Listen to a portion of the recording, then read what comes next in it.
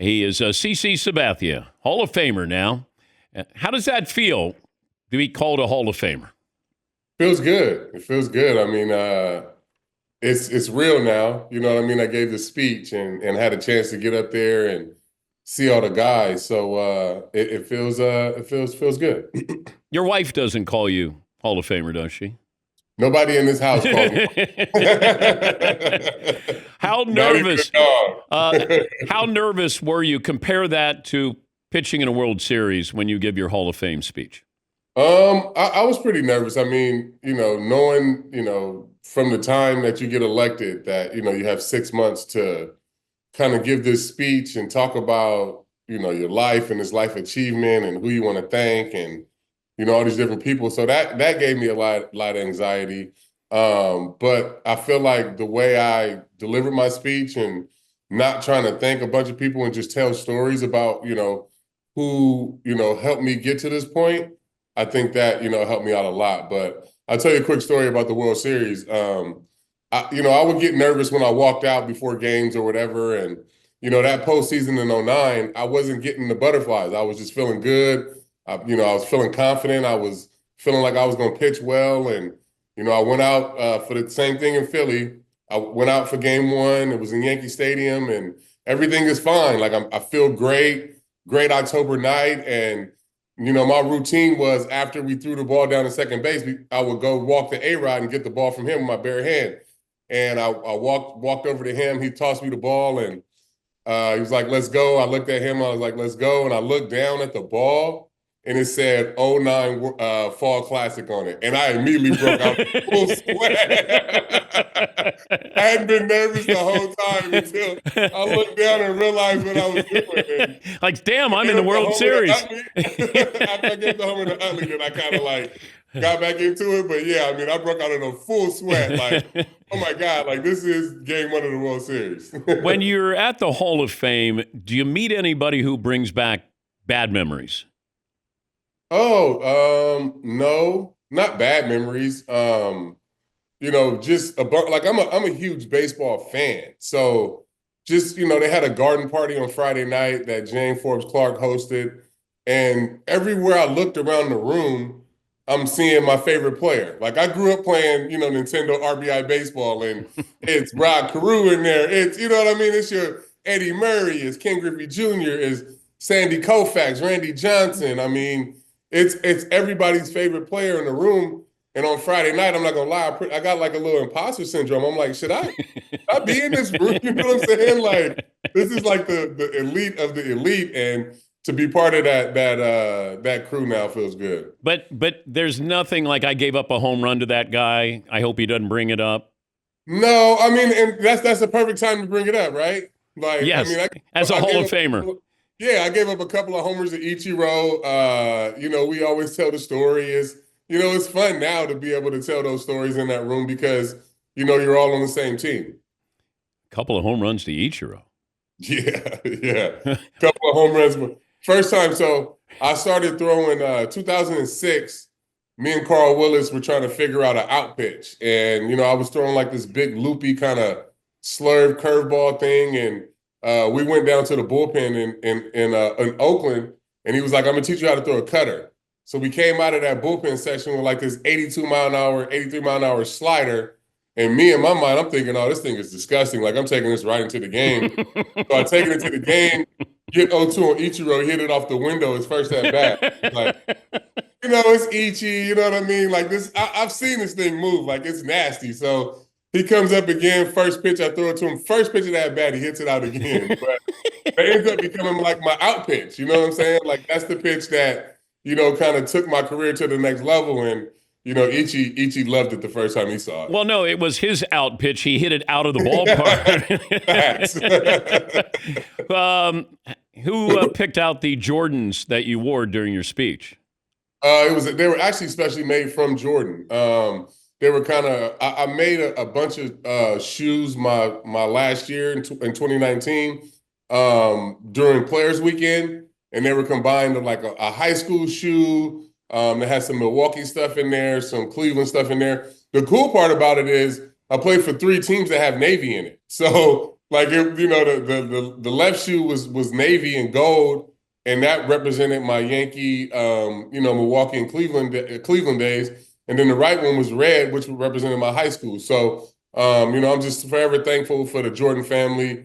The way they treat us after retirement is special, and I wouldn't want it in any other way than to go in the Hall of Fame wearing a pair of Jordans and a pair of threes up on that stage. Okay, but what was it like the first time I think you were the first baseball player, part of the Jordan brand, or does that sound about right? I was the third, so it was Derek was the first, and then it was Andrew Jones, and then me. And what was it like first time you met Michael? Oh, it was incredible.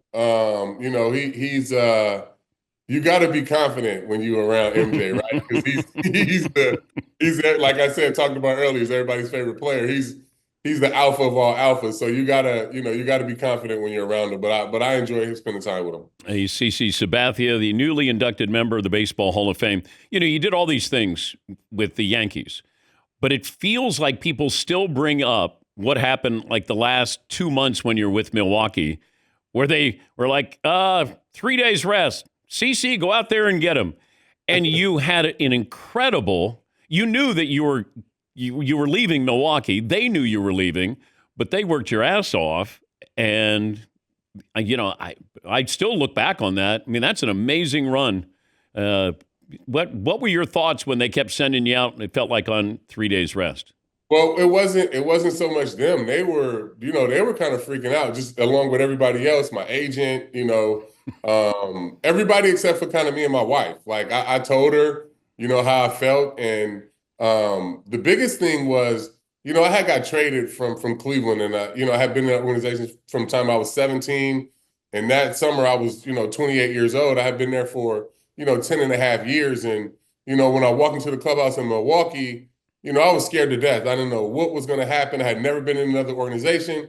And I walk in, and my best friend, Dave Risky, is there. I played with him in Cleveland. And then Mike Cameron is there, and Billy Hall is there, and Prince Fielder is there. And, these are still some of my closest friends to this day. All those guys I just named were in Cooperstown. You know what I'm saying? So I just didn't want that season to end. And I felt great, and I felt like I was going to go out and win those games. And it was more so about me going in there and telling them I'm pitching on 3 days rest than it was them, asking me or even wanting me to do it.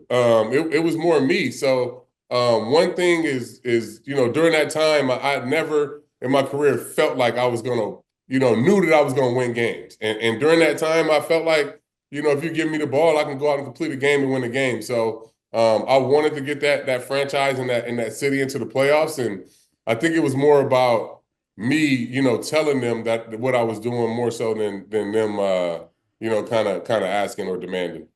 The car breaking down en route to Cooperstown.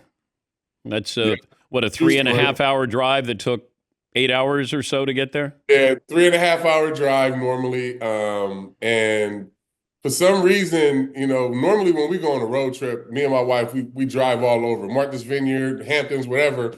If we're on a road trip, she drives so slow that I'm usually like, I'll meet her at the house and I'm there by, an hour before. For some reason on that day, I was riding behind her and, we were just, kind of making our way up there, and we had the kids with us, and we pull up on the side of the road on 17 to get on the on-ramp, and she stopped. She's got let a bunch of cars go by, and I called her. I'm like, what's going on? And she was like, my car just stopped. And I'm like, what? And I could tell in her voice that she was really irritated and, on the verge of kind of, not breaking down, but kind of crashing out. And my kids and I can't take anything seriously. So we all get out of the car. Kids start making TikToks. I'm taking pictures on the side of the road. She's very serious in the back calling the tow truck. But like people start noticing us on the side of the road, and they're honking, we're laughing. It made for a good time. And I feel like we know every time that we're all together, my wife and I and the 4 kids, if we're traveling, something's gonna happen. So, we're used to it, and we always make the best out of it, but makes for a good story. Who gave you the Oakland Raider helmet behind you? This is actually a phone. My cousin, Demetrius Davis, was Mr. Irrelevant. I think it was in 1990, and he got all these different gifts from every team you get a gift. And this was the phone from the Raiders. So that was So on the draft. That was on their this table. must have been on the draft. Yeah, this must have been on the draft table. So he was Mr. Relevant. You get a bunch of different trophies and stuff, and this is the one thing that I kept. And I got this Marcus Allen Super Bowl helmet right here Ooh. that I always keep up. And you see my Raiders clock that just went down, but I always have to have something Raiders around. It seems like you're a football guy more than a baseball guy. I'm just a fan of everything. I'm a huge sports fan. But the Raiders I'm diehard Raiders. Like I don't waver at all. If you watch me with my basketball, I'm usually picking the best team just because I'm always in a bad mood after football season. So I got to pick a winner for basketball season.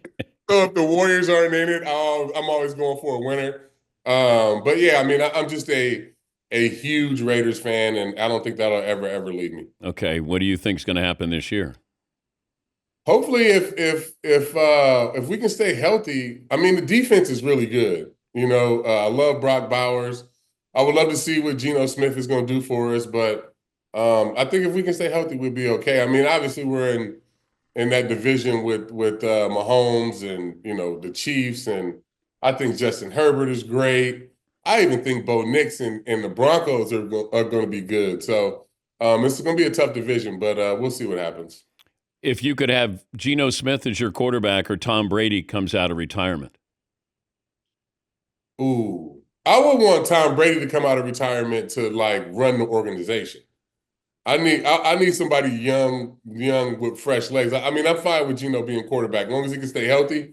But I want Tom to really be hands-on and be running like the football ops. Yeah, it's probably going to happen sooner than later. I would love that. I would love that. Congrats. You're always a great guest. We appreciate it. Congrats on the great career, and thanks for joining us. Appreciate it. Thank you. Thanks for having me. That's CC Sabathia, just got inducted into the Baseball Hall of Fame. There's nothing better that I want to hear than when somebody says, got a quick story to tell you. When he tells me about the World Series, when he looks at the baseball and it says the 2009 World Series and it's printed on the baseball, and the fact that it hit him, that he's now pitching in the World Series. That's what you want. I love when I get stories from these guys.